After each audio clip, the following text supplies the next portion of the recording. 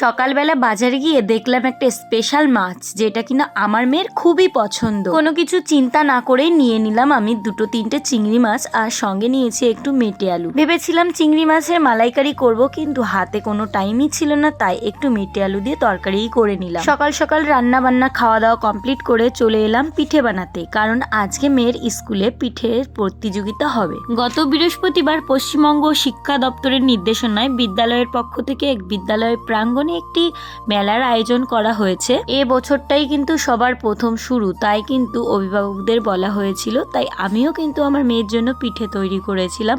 আর আমার মেয়ে স্কুলে বলে এসেছিল চিলি চিকেন আর ফ্রাইড রাইস দেবে, কিন্তু আমার অতটা সম্ভব হয়নি এত সকাল সকাল সমস্ত কিছু অ্যারেঞ্জমেন্ট করে, তাই যেটা পেরেছি সেটাই করেছি।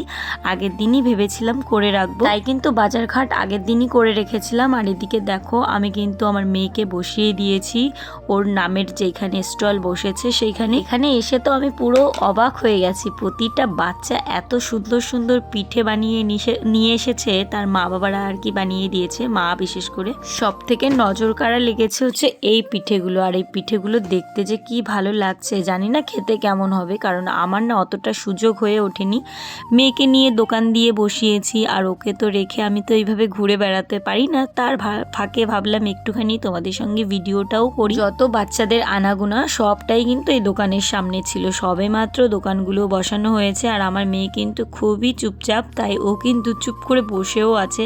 আর ওর একটা বায়না ছিল যে ওকে হ্যান্ড গ্লাভস মাস্ক এগুলো দেওয়া হয়নি, তাই আমাকে বায়না করছিল মা এনে দাও। কিন্তু আমার না পিঠে বানাতে একটু লেট হয়ে গেছিল, গরম গরম পিঠে ভেজে এনে বসতে বসতে একটু লেটই হয়ে গেছিল। আর এদিকে চলো তোমাদের দেখিয়ে দিই কি কি আনা হয়েছে। সব বাচ্চারা এনেছে, প্রথমে তো দেখলে কেক আর মালপোয়া, আর এদিকে এনেছে ঘুগনি, লুচি, আর এটা হচ্ছে ইডলি, তার সঙ্গে কিন্তু চাটনি। স্যার ম্যাডামরা বলেই দিয়েছিলেন যে প্রথম বছর তো সবাই একটু একটু করে আনবে। আর এদিকে কিন্তু পাঁপড় ভাজা আর পাস্তা এনেছিল, আর এখানে চপ, তারপরে ঘুগনি, কত রকমের নানান ধরনের জিনিস। কিন্তু আমি ভেবেছিলাম একটু বিরিয়ানি করব, কিন্তু পরবর্তীতে টাইমে ভাবলাম না, এত কিছু করে লাভ নেই, কারণ সময় সাপেক্ষ ব্যাপার, হয়ে উঠবে না। আর এদিকে একটা স্পেশাল পিঠে দেখালাম, দেখেছো ওই পিঠেটা কিন্তু স্বাদের সময় দেয়, তো ভীষণই ভালো লাগে। আমার ইচ্ছা ছিল টেস্ট করার, কিন্তু সময় সুযোগ হয়নি।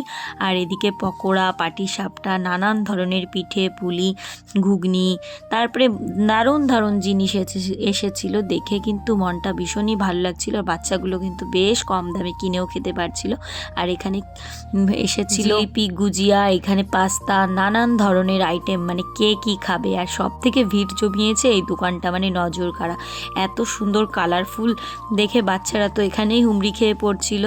আর এই জায়গাটা দেখতে যে কি ভালো লাগছিল, মানে ওখানে বসেই আমরা অনেক ভিডিও করেছি। আর এখানে বিক্রি হচ্ছিল চিকেন পকোড়া, মানে বাচ্চাদেরকে বলা হয়েছে 3 আর 4দের নিয়ে আসার জন্য, কিন্তু সবার মা বাবারা কিন্তু এইভাবে ভালো করে বানিয়ে একদম বাচ্চাদের বসিয়ে দিয়েছে, কারণ এটা একটা মজার জিনিস, তাই না? তো আমি তো সকালবেলা থেকে ভেবেছিলাম যে 12টা থেকে শুরু হবে, তাই অনেক ঢিলামি করে কাজ করতে করতে আমার কিন্তু অনেকটা লেট হয়ে গেছিলো, তারপরেও কিন্তু বেশ আনন্দ পেয়েছি। আর এই যে মারা কিন্তু বসেছে, কত টাকা কি ইনকাম করলো সেটা স্যার ম্যাডামদের দেখাচ্ছে। আর এদিকে কিন্তু সব থেকে মেয়েদের পছন্দের হচ্ছে ফুচকা, যেটা কিন্তু বাচ্চারা নিজেরা বানাচ্ছে, 2-3 জন মিলে আর কি স্টলগুলো দিয়েছে। আর আমার সিঞ্জিনি বসে আছে।